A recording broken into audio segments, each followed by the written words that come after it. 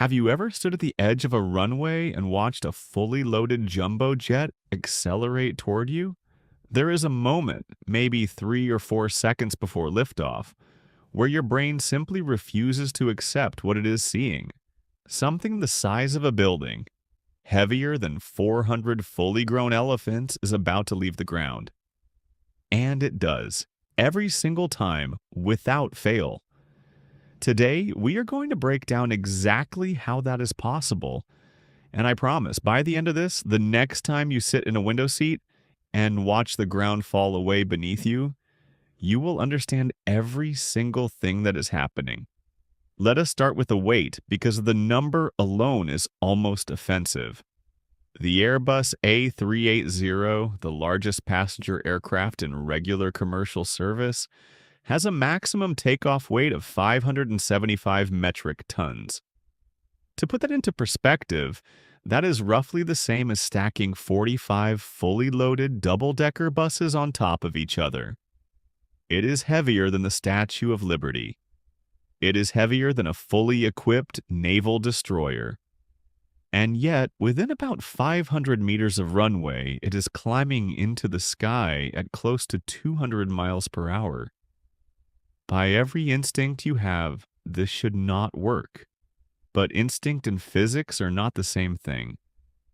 Here is the question most people never think to ask. It is not just how does it get off the ground, it is why does it stay up there for 12 hours afterward? The answer starts long before the engines even spin up. Before a single flight, before the passengers board, before the fuel truck pulls away, a team of engineers and pilots has already calculated something called the weight and balance sheet. Every bag, every passenger, every kilogram of fuel has a position. That position affects where the center of gravity sits.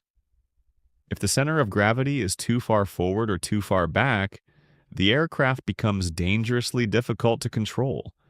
So before the aircraft ever moves, it is already being treated like a precision instrument, not a bus with wings. Then comes the fuel. On a long-haul flight, the Airbus A380 can carry up to 320,000 liters of fuel. That fuel alone, before passengers, before cargo, weighs over 250 metric tons. And here's something that surprises most people. The fuel is not just stored in tanks in the belly of the aircraft, it is stored inside the wings themselves. That placement is deliberate. As the wings generate lift during flight, they experience enormous upward bending forces. The weight of the fuel inside the wing pushes back down against that bending. Without fuel in the wings, the structural stress in the wing roots would be dramatically higher. The fuel is doing two jobs at once. Now let us talk about what actually gets this thing off the ground. Four forces govern every aircraft in flight. Weight pulls it down, lift pushes it up, thrust pushes it forward, drag pulls it back. At the moment of liftoff, lift must equal or exceed weight. That is the only rule. But generating enough lift to overcome 575 metric tons requires everything to be working together at exactly the right moment. The wing is where it all begins, and the wing is not a flat surface. It has a carefully designed curved shape, thicker at the front, tapering toward the rear. That shape is called an airfoil. When air flows over that shape, something happens that seems simple but took scientists decades to fully understand. The air flowing over the curved top surface accelerates. As it accelerates, its pressure drops. The air flowing underneath moves more slowly and maintains higher pressure. That pressure difference across the top and bottom of the wing produces an upward force.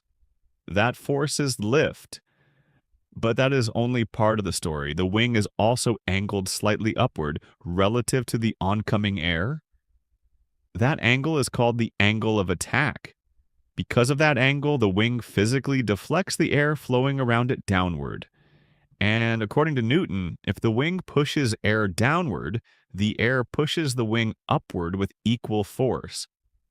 These two effects, the pressure difference and the downward deflection of air, work together. They are not competing explanations. They are two ways of describing the same event. Here is where speed becomes everything. Lift does not appear gradually as the aircraft rolls down the runway. It builds with the square of the speed. That means if the aircraft doubles its speed, lift does not double. It quadruples. This is why the takeoff roll exists. The aircraft must reach a precise minimum speed before lift can match its weight. Below that speed, no matter what the pilots do, the aircraft cannot fly. Above it, flight becomes inevitable. That critical speed is called the rotation speed, or VR. At that exact moment, the pilot pulls back gently on the controls. The nose rises, the angle of attack increases, the wing generates more lift almost instantly. And then something quietly extraordinary happens. The landing gear stops carrying the weight of the aircraft. The runway stops mattering. The aircraft is flying. But long before rotation speed, another speed was calculated. It is called V1, the decision speed. Before reaching V1, if something goes wrong, the pilots can abort the takeoff and stop the aircraft on the remaining runway. After V1, that option is gone. The runway behind them is no longer enough to stop. From that point, the takeoff must continue regardless of what happens. That is not a dramatic choice made in the moment. It is a decision that was made on the ground, by mathematics, hours before departure. Now here's something that almost nobody talks about. What is the wing actually doing differently during takeoff compared to cruise? If you have ever sat in a window seat and looked at the wing before takeoff, you will have noticed something. The wing changes shape, panels slide out from the front edge. Large surfaces extend from the rear. These are called slats at the front and flaps at the rear.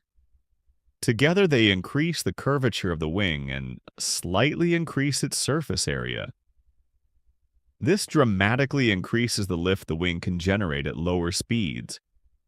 Without them, an aircraft like the Boeing 747 would need a runway of nearly 4 kilometers just to reach flying speed.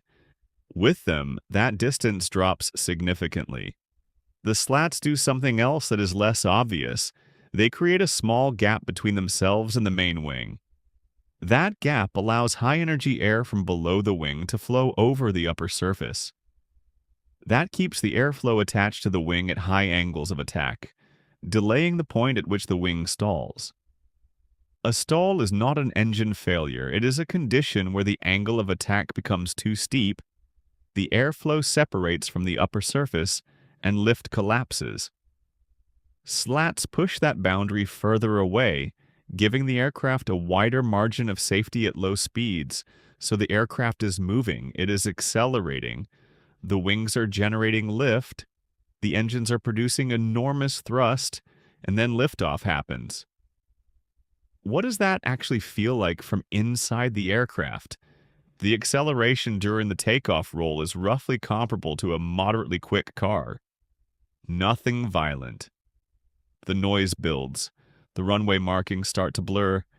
Then, at rotation, there is a gentle but unmistakable tilt. The nose rises. The ride smooths out slightly as the landing gear leaves the concrete. And within seconds, the ground is falling away at a rate of around 2,000 feet per minute. The aircraft is climbing. The engines driving all of this on the Airbus A380 are among the most powerful ever built for a commercial aircraft. The Rolls-Royce Trent 900, one of the engine options for the A380, produces around 80,000 pounds of thrust per engine. There are 4 of them. To generate that thrust, each engine ingests an enormous volume of air every second, compresses it, mixes it with fuel, ignites it, and expels it at high velocity. The force of that expelled air pushing backward is what drives the aircraft forward. The same Newton principle that explains lift also explains thrust. After liftoff, the aircraft does not immediately retract the flaps and slats. It climbs first to a safe altitude and speed. Then the flaps come in gradually. As speed increases, the wing in its clean configuration becomes more than capable of sustaining flight on its own. The high lift devices were only ever needed for the low speed phase. And then, somewhere around 10 to 15 minutes after liftoff, the aircraft levels off briefly, accelerates to cruise speed, and begins the long climb to 35,000 feet. At that altitude, the air is thin.